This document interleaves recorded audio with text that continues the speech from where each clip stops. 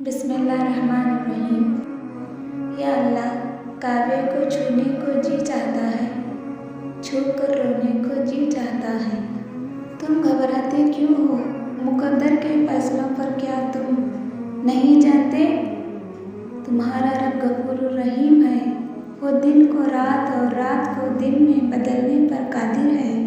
اسی طرح تمہاری دعاؤں کو قبول کرے گا، تقدیر کا فیصلہ بھی بدل دے گا، کیونکہ تمہارا اللہ لوگوں پر بڑا مہربان، نہایت ہی رحم والا ہے۔ سب سے بہترین صبر وہ ہے جو تم نے اللہ کی رضا کے لیے کیا۔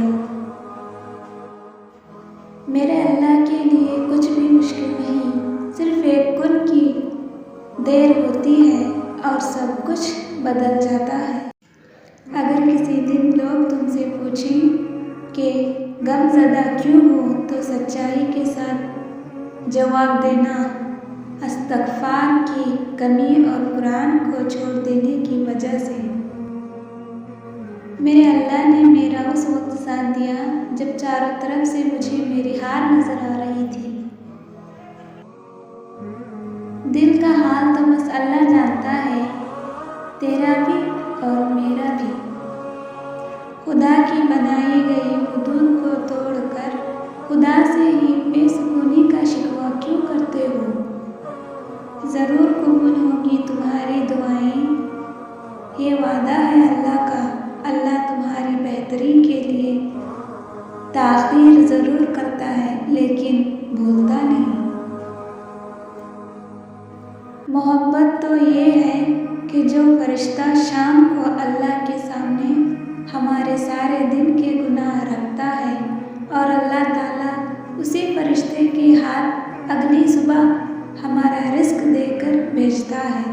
اللہ امتحان لیتا ہے تاکہ صابر رہو، آزمائش میں ڈالتا ہے تاکہ اس کا شکر گزار رہو، رلاتا ہے تاکہ صاف دل رہو، چپ بھی کرواتا ہے تاکہ اس پر یقین رکھو۔ بے شک رب کی آزمائش سخت ہوتی ہے، پر وہ بندے کے صبر سے زیادہ نہیں آزماتا۔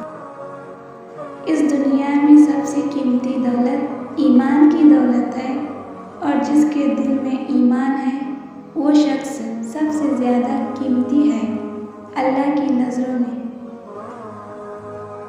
اللہ تعالیٰ نے تمہیں دنیا اس لیے دی تاکہ تم اس کے ذریعے آخرت طلب کرو۔ اللہ کی دوستی، جب اللہ پاک چاہتا ہے کسی بندے سے دوستی کرے تو اس کی زبان پر اپنے ذکر اور دل میں اپنے فکر کے دروازے کھول دیتا ہے۔ اس کے در پر سکون ملتا ہے، اس کی عبادت سے نور ملتا ہے۔ جو جھک گیا اللہ کے سجدے میں، پھر وہ جو چاہے ضرور ملتا ہے۔ ایک دن وقت ثابت کر ہی دیتا ہے کہ اللہ کے فیصلے کبھی غلط نہیں ہوتے۔ نفرت نہ کرو کسی سے، ہم اور آپ تو ان کی امت ہیں جو اپنے دشمنوں سے بھی محبت کیا کرتے تھے۔ یقین رکھیں اللہ کبھی ساتھ نہیں چھوڑتا۔ برا چاہنے والوں کو کہہ دو عزتیں اللہ دیتا ہے، انسان نہیں۔